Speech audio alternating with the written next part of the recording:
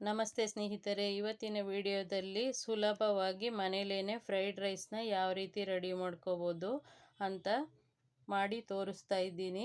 ತುಂಬ ರುಚಿಕರವಾಗಿರುತ್ತೆ, ಒಮ್ಮೆ ಟ್ರೈ ಮಾಡಿ ನೋಡಿ. ನಾನಿಲ್ಲಿ ಮೊದಲಿಗೆ ಒಂದು ಬಾಣಲೆಗೆ 4 ಟೇಬಲ್ ಸ್ಪೂನಷ್ಟು ಅಡುಗೆ ಎಣ್ಣೆನ ಹಾಕ್ಕೊಂಡಿದ್ದೀನಿ. ಅದಕ್ಕೆ 4 ಹಸಿಮೆಣಸಿನ್ಕಾಯಿನ ಸಣ್ಣದಾಗಿ ಹೆಚ್ಚಿ ಸೇರಿಸ್ಕೊಂಡಿದ್ದೀನಿ. ಹಾಗೆ 2 ಈರುಳ್ಳಿನ ಉದ್ದಕ್ಕೆ ಹೆಚ್ಚಿ ಸೇರಿಸ್ಕೊಂಡಿದ್ದೀನಿ. ಇದು ಸ್ವಲ್ಪ ಫ್ರೈ ಆದಾಗ ನಾನಿಲ್ಲಿ 1 ಕ್ಯಾರೆಟು ಹಾಗೆ ಒಂದು 50 ಗ್ರಾಮಷ್ಟು ಎಲೆಕೋಸನ್ನ ಕಟ್ ಮಾಡಿ ಇಟ್ಕೊಂಡಿದ್ದೀನಿ, ಅದನ್ನು ಸೇರಿಸ್ಕೊಳ್ತೀನಿ.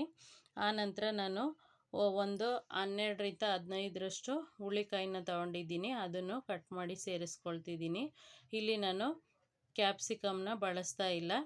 ಕ್ಯಾಪ್ಸಿಕಮ್ ಹಾಕ್ಕೊಂಡ್ರೂ ತುಂಬ ರುಚಿಕರವಾಗಿರುತ್ತೆ.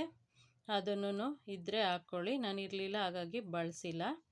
ಆನಂತರ 2 ಟೇಬಲ್ ಸ್ಪೂನಷ್ಟು ರೆಡ್ ಚಿಲ್ಲಿ ಸಾಸನ್ನ ಬಳಸ್ಕೊಂಡಿದ್ದೀನಿ. ಹಾಗೆ 1 ಟೇಬಲ್ ಸ್ಪೂನಷ್ಟು ನಾನು ಗ್ರೀನ್ ಚಿಲ್ಲಿ ಸಾಸನ್ನ ಬಳಸ್ಕೊಂಡಿದ್ದೀನಿ. ಇದಿಲ್ಲ ಅಂದರೂ ಪರವಾಗಿಲ್ಲ, ನೀವು ಮೆಣಸು ಪುಡಿನ ಹೆಚ್ಚಿಗೆ ಹಾಕ್ಕೊಂಡು ಮಾಡ್ಕೊಳ್ಳಿ. ಆನಂತರ 2 ಟೇಬಲ್ ಸ್ಪೂನಷ್ಟು ನಾನಿಲ್ಲಿ ಸೋಯಾ ಸಾಸನ್ನ ಬಳಸ್ಕೊಂಡಿದ್ದೀನಿ.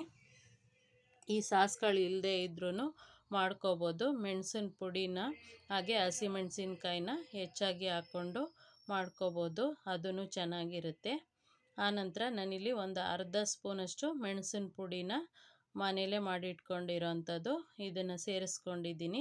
ಆನಂತರ ಮಿಕ್ಸ್ ಮಾಡ್ಕೊಳ್ತೀನಿ. ಚೆನ್ನಾಗಿ ಮಿಕ್ಸ್ ಮಾಡ್ಕೊಳ್ತಾ 1-2 ನಿಮಿಷ ಬೇಯಿಸ್ಕೊಂಡು ಹಾಗೆಯೇ ರುಚಿಗೆ ತಕ್ಕಷ್ಟು ಉಪ್ಪನ್ನ ಹಾಕ್ಕೊಳ್ತೀನಿ. ಅಂದರೆ ಸಾಸ್ಗಳಲ್ಲಿ ಉಪ್ಪಿನಂಶ ಇರುತ್ತೆ, ತರಕಾರಿಗಾಗೋ ಅಷ್ಟು ಮಾತ್ರ ಉಪ್ಪನ್ನು ಸೇರಿಸ್ಕೊಂಡಿದ್ದೀನಿ. ಆನಂತರ ನಾನಿಲ್ಲಿ 2 ಲೋಟದಷ್ಟು ಬಾಸುಮತಿ ಅಕ್ಕಿನ ಮೊದಲೇ ಬೇಯಿಸಿ ತಣ್ಣಗಾಗೋದಕ್ಕೆ ಇಟ್ಕೊಂಡಿದ್ದೀನಿ. ಅದನ್ನು ಈ ಮಿಕ್ಸ್ಗೆ ಸೇರಿಸ್ಕೊಳ್ತೀನಿ. ಸೇರಿಸ್ಕೊಂಡ್ರೆ ನಾವೇನು ರೆಡಿ ಮಾಡ್ಕೊಂಡಿದ್ದೀವಿ ಅದಕ್ಕೆ ಚೆನ್ನಾಗಿ ಮಿಕ್ಸ್ ಮಾಡಿಕೊಂಡ್ರೆ ಫ್ರೈಡ್ ರೈಸು ಸುಲಭವಾಗಿ ರೆಡಿಯಾಗುತ್ತೆ. ಹಾಗೆ ತುಂಬ ರುಚಿಕರವಾಗಿರುತ್ತೆ.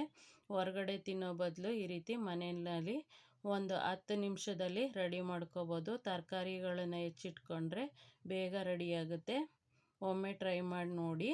ಹಾಗೆ ಇದನ್ನು ಮಾಮೂಲಿ ಅಕ್ಕಿನಲ್ಲೂ ಮಾಡ್ಕೋಬೋದು. ಅನ್ನ ಮಾತ್ರ ಸ್ವಲ್ಪ ಉದುದ್ರಾಗಿರಬೇಕು, ಹಾಗೆ ತಣ್ಣಗಿರಬೇಕು ಅಷ್ಟೇ. ತುಂಬ ರುಚಿಕರವಾಗಿರುತ್ತೆ. ಮನೆಯಲ್ಲಿ ಮಾಡಿ ನೋಡಿ. ಹಾಗೆಯೇ ಮೊದಲನೇ ಬಾರಿಗೆ ನಮ್ಮ ಚಾನಲ್ನ ನೋಡ್ತಾ ಇದ್ದರೆ ಸಬ್ಸ್ಕ್ರೈಬ್ ಮಾಡಿಕೊಂಡು ನೋಡಿ ಸ್ನೇಹಿತರೆ. ಹಾಗೆ ಈ ವಿಡಿಯೋಗಳನ್ನ ನಿಮ್ಮ ಸ್ನೇಹಿತರಿಗೂ ಶೇರ್ ಮಾಡಿ. ಹಾಗೆ ಟ್ರೈ ಮಾಡಿ ನೋಡಿ, ಹೇಗೆ ಬಂತು ಅಂತ ಕಮೆಂಟಲ್ಲಿ ಪ್ಲೀಸ್ ತಿಳಿಸಿ. ನೋಡಿ, ಈ ರೀತಿ ರೆಡಿಯಾಗಿದೆ.